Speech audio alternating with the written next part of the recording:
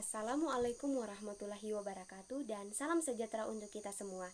Perkenalkan, nama saya Anggraini Mutiara RL, NIM A1A220029, Prodi S1 Kebidanan, Universitas Megarizky Makassar.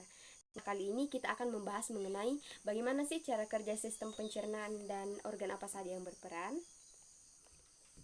Sistem pencernaan manusia adalah kumpulan organ yang bertugas mengubah makanan menjadi nutrisi penting bagi tubuh.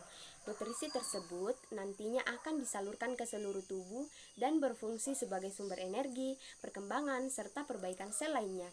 Organ pencernaan manusia juga berperan dalam membuang zat beracun beserta sisa makanan lewat urin maupun feses. Makanan yang kita konsumsi akan mengalami dua proses pencernaan, yaitu secara mekanik serta kimiawi. Pencernaan mekanik terjadi di dalam rongga mulut dan proses ini berlangsung ketika kita sedang mengunyah makanan. Sementara itu, pencernaan kimiawi dilakukan di rongga mulut, lambung, serta usus dengan bantuan enzim. Selain itu juga, proses mencerna makanan dibantu oleh serangkaian otot yang fungsinya mengkoordinasikan pergerakan makanan agar proses pengolahannya berjalan dengan lancar. Sistem pencernaan manusia urutannya yaitu mulai dari mulut, kerongkongan, lambung, usus halus, usus besar, dan anus. Berikut fungsi dari organ-organ pencernaan yang telah saya jelaskan. Yang pertama itu ada mulut. Di dalam mulut terjadi proses pencernaan paling awal, yaitu berupa penghancuran makanan dengan bantuan gigi dan lidah. Proses tersebut dinamakan pencernaan mekanik, serta berlangsung saat kita mengunyah. Sedangkan pencernaan kimiawi melibatkan enzim pitalin dari air liur yang dihasilkan oleh kelenjar ludah. Pitalin berfungsi mengubah amilum menjadi glukosa. Gerakan mengunyah makanan dengan bantuan air liur dapat mengubah makanan menjadi potongan-potongan yang lebih kecil sehingga teksturnya pun lunak dan mudah ditelan.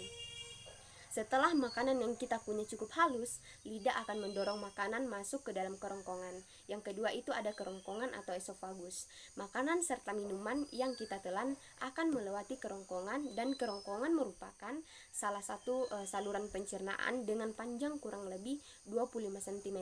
Bentuknya menyerupai tabung dan letaknya membentang dari faring sampai ke lambung. Organ tersebut fungsinya adalah menyalurkan makanan beserta minuman dari mulut ke lambung.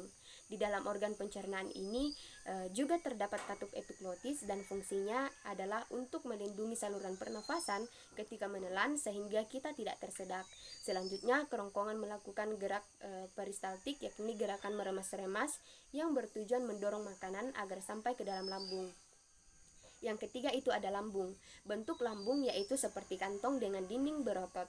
Sama dengan rongga mulut, proses mencerna di lambung ini juga dilakukan secara mekanik dan kimiawi. Pencernaan mekanik berlangsung saat makanan serta minuman diremas, kemudian diaduk menjadi bubur makanan atau kim oleh otot polos. Sedangkan pencernaan kimiawi terjadi ketika makanan yang dicerna dengan bantuan enzim juga getah lambung yang dihasilkan dari sel kelenjar dinding lambung. Enzim tersebut adalah pepsis, renin, lipase, dan asam klorida. Di dalam lambung, makanan dicerna selama 3-4 jam menjadi cairan pekat atau pasta sebelum akhirnya didorong ke organ selanjutnya yaitu usus halus. Yang keempat itu ada usus halus. Setelah dari lambung, makanan akan dicerna di usus halus. Organ pencernaan manusia ini panjangnya sekitar 670-760 cm. Bagian usus setelah lambung ialah usus 12 jari atau duodenum. Selain mencerna makanan kimiawi, duodenum juga berperan sebagai penyalur makanan ke usus halus. Usus kosong atau jejunum berperan melakukan hampir 90% penyerapan nutrisi makanan. Pada permukaan jejunum terdapat villi yang merupakan jonjot-jonjot usus, sedangkan usus penyerapan atau ileum merupakan bagian akhir dari usus halus. Ileum bertugas menyerap nutrisi seperti vitamin B12, air, garam empedu, serta elektrolit yang belum diserap oleh jejunum.